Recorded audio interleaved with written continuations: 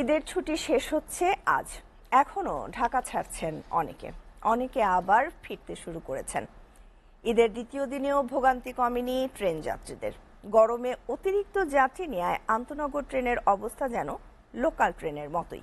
এছাড়া স্ট্যান্ডিং টিকিটের স্বল্পতার কারণে বাড়ি ফিরতে পারছেন না অনেক যাত্রী।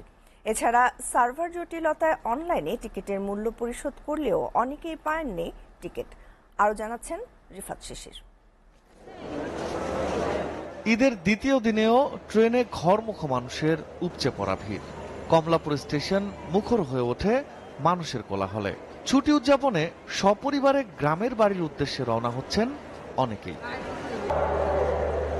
ভিড় এড়াতে অতিরিক্ত যাত্রী দেখে ক্ষোভ প্রকাশ করেন ঈদের আগে অনলাইনে টিকিট নেয়া যাত্রীরা। যাত্রী অতিরিক্ত মনে হচ্ছে, ঈদের পরে যেহেতু যাত্রী আর একটু কম হওয়া উচিত।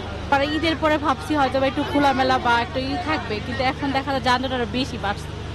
এদিকে স্ট্যান্ডিং টিকিটের স্বল্পতায় বাড়ি ফিরতে না পেরে কষ্টের কথা জানান অনেকেই। টিকিট দিবে কি দিবে না তাও বলতেছে না, ট্রেনকে আসে না আছে তাও সঠিক তথ্য দিচ্ছে না। কিন্তু আমরা অনলাইনে দেখলাম যে 10টাতে ট্রেন আছে, এই জন্য আসলাম, পাচ্ছি না এখন।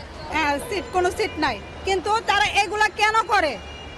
এগুলো আমরা প্রতিবাদ করতে চাইলেও তারা চলে না, এখান থেকে চান, এখানে কোনো কথা নাই। উনিরা কি সরকারি চাকরি করে দেখে কি আমাদের কোনো মূল্য নাই? ঈদের আগে ভিড় দিকে যাইতে পারি নাই, এর লিগে ঈদের পরে যাবো বলছি। ঈদের পরও যদি টিকিট নাই তাহলে কিভাবে মানুষ যাবে? এতগুলা মানুষ কিভাবে যায় বলেন? বরাবরের মতো ভোগান্তি ছিল অনলাইনেও। টিকিটের মূল্য পরিশোধের পরেও টিকিট না পাওয়ায় ভোগান্তির কথা জানান অনেক যাত্রীরা। 590 টাকা পেমেন্ট সাকসেসফুল হয়ে গেছে, কিন্তু এখানে এসে টিকিট নাই। এখানে আমি কোনো টিকিট শো করতেছে না।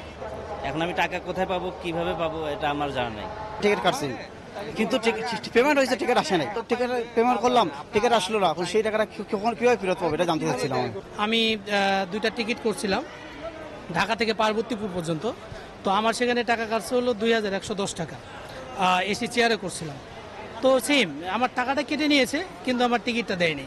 স্টেশনের কমার্শিয়াল অফিসার আমিনুল হক বলেন, যাত্রী সামলাতে হিমশিম খাচ্ছে কর্তৃপক্ষ।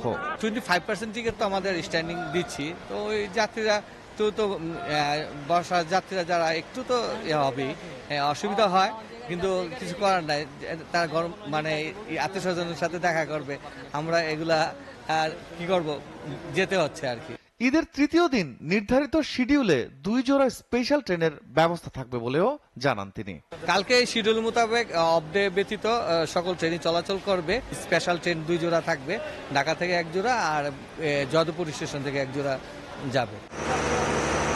রিফাত শিশির, এসএ টিভি, ঢাকা।